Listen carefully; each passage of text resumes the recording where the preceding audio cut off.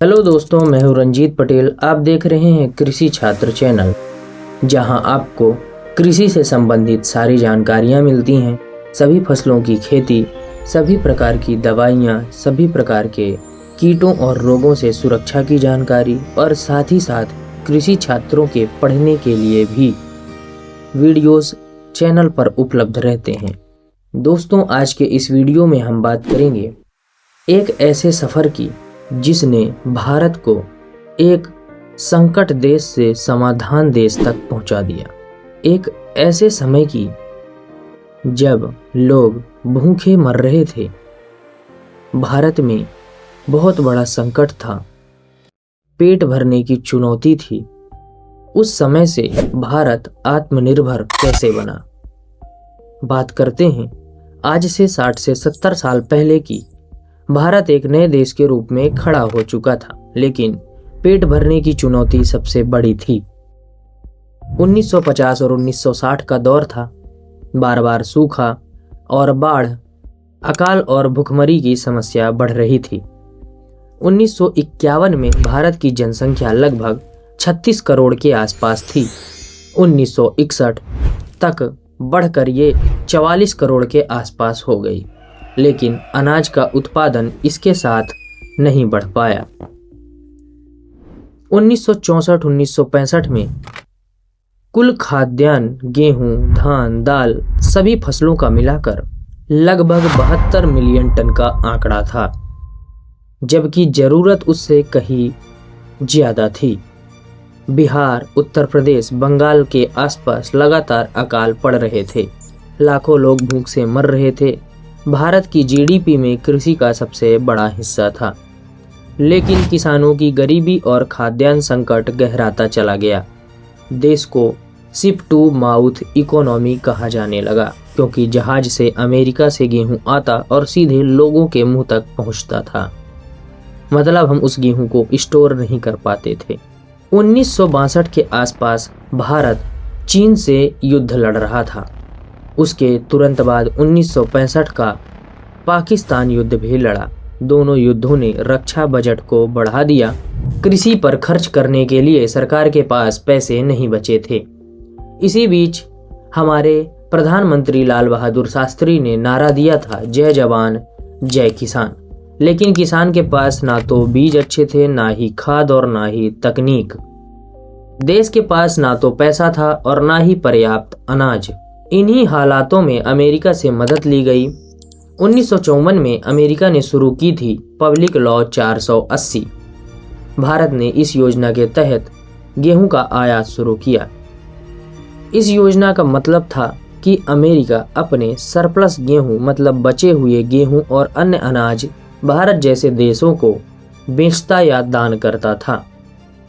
भारत ने लाखों टन गेहूं अमेरिका से आयात किया, लेकिन ये मदद भारत की आत्मनिर्भरता नहीं बनी, बल्कि अमेरिका की शर्तों पर भारत निर्भर था। कई बार अमेरिका ने राजनीतिक दबाव बनाने के लिए PL 480 के तहत गेहूं भेजने में देरी की। इससे भारत में असुरक्षा और बढ़ गई। लेकिन समस्या यहीं खत्म नहीं हुई। जो गेहूं अमेरिका से आता था उसकी क्वालिटी बेहद खराब थी। भारत की जो जनता थी उसे रेड व्हीट के नाम से जानती थी। दाने अक्सर छोटे और कमजोर होते थे। कई बार उसमें कीड़े और पत्थर जैसी गंदगी भी मिलती थी। रोटियां बनाने में ये गेहूं भारतीय गेहूं जितना अच्छा नहीं था। पंजाब और हरियाणा के किसान इस मंगाए हुए गेहूं को कूड़ा गेहूं कहते थे, लेकिन मजबूरी थी, भूख मिटाने के लिए वही खाना पड़ता था। सोचिए, जनसंख्या तेजी से बढ़ रही थी, लेकिन अनाज का उत्पादन बहुत ही धीमी गति से हो रहा था। 1950-1951 में उत्पादन लगभग 50 मिलियन टन था। 1964-1965 में उत्पादन 72 मिलियन टन के आसपास पहुंचा। जहां जनसंख्या 1951 में 36 करोड़ थी, वहीं जनसंख्या 1965 में 49 करोड़ 50 करोड़ के आसपास हो गई। मतलब हर व्यक्ति के हिस्से में अनाज कम होता जा रहा था। गरीबी, बेरोजगारी और भूख चारों तरफ फैल रही थी। इन परिस्थितियों में भारत को चाहिए था एक स्थायी समाधान। ऐसी तकनीक जो उत्पादन को जनसंख्या के बराबर और उससे आगे ले जा सके। स्पष्ट हो गया कि आयात पर निर्भर रहकर भारत नहीं बच सकता। भारत को आत्मनिर्भर बनना ही पड़ेगा। जरूरत थी नई तकनीक की, नए बीज की और वैज्ञानिक खेती की। यही वह ऐतिहासिक मोड़ था जहां से हरित क्रांति का सफर शुरू हुआ। हरित क्रांति का पहला चरण मैक्सिको में हुआ। 1940 में रॉकफेलर फाउंडेशन और मैक्सिकन सरकार ने मिलकर ऑफिस ऑफ स्पेशल स्टडीज नामक प्रोजेक्ट शुरू किया। इस प्रोजेक्ट में 1944 में नॉर्मन बोरलॉग को मैक्सिको भेजा गया। नॉर्मन बोरलॉग का जन्म 1914 में आयोवा, अमेरिका के एक छोटे किसान परिवार में हुआ था। बचपन में खेतों में काम किया, जिससे खेती की समस्याओं को नजदीक से समझ सके। 1930 के समय में उन्होंने मिनेसोटा विश्वविद्यालय से पढ़ाई करी। उन्होंने फॉरेस्ट्री यानी वन विज्ञान में अपना स्नातक पूरा किया। बाद में रुचि बदलकर प्लांट पैथोलॉजी में पीएचडी की सन 1942 में। पीएचडी के बाद अमेरिका में ही पौधों के रोग नियंत्रण पर काम करने लगे।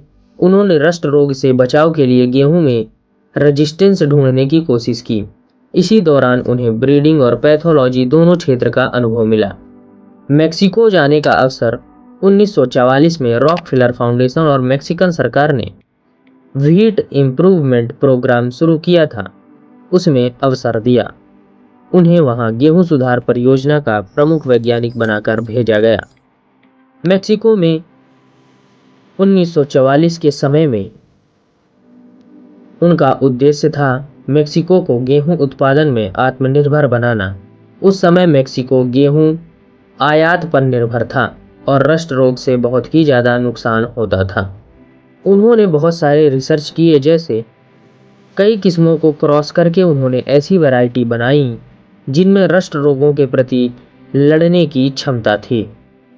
बौने जीनों का उपयोग किया। उन्होंने जापानी गेहूं नॉरिन टेंसो बौनेपन का जीन RST1 और RST2 निकाले। इन जीनों को मैक्सिकन किस्मों में डालकर पौधे छोटे और मजबूत बने। छोटे कद की वजह से पौधे पर ज़्यादा दाने आते और खाद डालने पर गिरते भी नहीं थे। उन्होंने अपनी रिसर्च में सटल ब्रीडिंग तकनीक अपनाई। इसका मतलब एक साल में 2 बार गेहूं की फसल उगाना, एक अलग जलवायु जो कि चेपिंगो में उगा रहे थे और दूसरे गर्म इलाके सोनोरा में। 1960 तक उन्होंने कई सफल किस्में तैयार कर दी, जैसे पिक्टिक 62 जो कि पहला बौना और रोगों से लड़ने वाली किस्म थी, पेंजामो 62 जिसकी उपज ज़्यादा थी और किसानों के बीच लोकप्रिय थी। 1964 में उन्होंने लर्मा रोजो 64 जिसका लाल दाना था, ब्रेड क्वालिटी अच्छी थी और उपज ज़्यादा थी, यही वैरायटी थी। लर्मा रोजो 64 और Sonora 64 super high yielding variety थी। भारत और पाकिस्तान में हरित क्रांति की शुरुआत का कारण यही किस्में थी, इसलिए इसे मदर वैरायटी भी कहते हैं। इन्हीं से भारत में कल्याण सोना और सोनालिका किस्में विकसित हुईं। इनकी उपज परंपरागत गेहूं से 2 से 3 गुना अधिक थी। बोरलॉग ने गेहूं की ड्वार्फ मतलब कि बौनी, रोगों से लड़ने वाली और उच्च उपज एक साथ तीनों गुणों का समावेश इन्हीं किस्मों में किया। 1960 के दशक में भारत में खाद्य संकट था। अमेरिका से PL 480 स्कीम के तहत गेहूं मंगवाया जा रहा था। भारत सरकार ने निर्णय लिया कि मैक्सिको की नई बौनी गेहूं की वैरायटियों को मंगाकर भारत में कृषि में परीक्षण किया जाए। 1961-1962 शुरुआती परीक्षण का चरण था। पहली बार बीज मंगाया गया। 1961-1962 में IARI नई दिल्ली के वैज्ञानिक doctor MS Swaminathan, doctor BB Pal, पिक्टिक 62 और पेंजामो 62 की 100 किलोग्राम बीज मंगवाए। ये बीज दिल्ली और पंजाब के रिसर्च फार्म पर उगाए गए। नतीजन यह बहुत ही अच्छी उपज दे रहे थे। पौधे खाद सहन कर गए और जमीन पर गिरे नहीं। 1963-1964 में रिसर्च को और बढ़ाया गया और बीज मैक्सिको से मंगवाए गए। मात्रा लगभग 250 से 300 किलोग्राम के आसपास थी और इनका मल्टी लोकेशन ट्रायल लिया गया पंजाब, दिल्ली, कानपुर और पंतनगर जैसे क्षेत्रों में। 1965-1966 ये ऐसा दौर था जब भारत ने हरित क्रांति पे जोर दिया। 1965 में भारत सरकार के कृषि मंत्री सी सुब्रमण्यम ने बड़े पैमाने पर बीज को मंगाने का फैसला किया। लरमा रोजो 64 और सोनोरा 64 की लगभग 18,000 टन बीज मेक्सिको से भारत में लाए गए। अमेरिका और रॉकफेलर फाउंडेशन ने इसमें मदद की। यह बीज पंजाब, हरियाणा और पश्चिमी उत्तर प्रदेश के किसानों में बांटा गया। इन मैक्सिकन किस्मों को भारत की परिस्थितियों में अडॉप्ट किया गया। इससे दो ऐतिहासिक भारतीय वैरायटियां बनी। पहली थी सोनालिका, जो कि सोनोरा 64 किस्म से तैयार की गई थी, जो कि जल्दी पकने वाली किस्म है। कल्याण सोना, जिसे लरमा रोजो 64 और सोनोरा 64 के क्रॉस से तैयार किया गया था, ये उच्च उपज देने वाली किस्म थी और लाल दाने वाली किस्म थी। इन दोनों किस्मों ने भारत के किसानों की जिंदगी बदल दी। 1968-1969 तक गेहूं का उत्पादन दोगुना हो गया। उसी समय 1966 में गेहूं के साथ साथ धान पर भी काम किया गया। सन 1966 में फिलीपींस में इंटरनेशनल राइस रिसर्च इंस्टीट्यूट ने IR8 नामक किस्म विकसित की थी, जिसे मिरेकल राइस कहा जाता था, जादुई धान। भारत में शुरुआती परीक्षण के लिए कुछ बीज मंगाए गए, जो कि 100 से 150 किलोग्राम के आसपास थे। इन्हें उड़ीसा, आंध्र प्रदेश और तमिलनाडु में परीक्षण के लिए ले जाया गया। परिणाम था पारंपरिक धान जो भारत लगा रहा था, उससे 2 से 3 गुना ज्यादा उत्पादन मिला। IR8 और ताइचुंग नेटिव से भारत की और भी किस्में धान की विकसित की। जया एक ऐसी वैरायटी थी जिसने IR8 के भी उत्पादन को पीछे कर दिया था। IARI नई दिल्ली ने इस वैरायटी को तैयार किया था, जिसकी उपज IR8 से भी ज़्यादा थी और दाना बहुत मोटा, जिसको बंगाल के क्षेत्रों में बहुत ज़्यादा खेती की गई। एक वैरायटी थी पद्मा, CRRI कड़क, उड़ीसा ने तैयार की थी, जो कि जल्दी पकने वाली किस्म थी। इन दोनों किस्मों ने भारत में धान उत्पादन में क्रांति लाई थी। 1968 भारत के इतिहास का टर्निंग पॉइंट था। उस समय भारत का कुल खाद्यान्न उत्पादन लगभग 95 मिलियन टन था।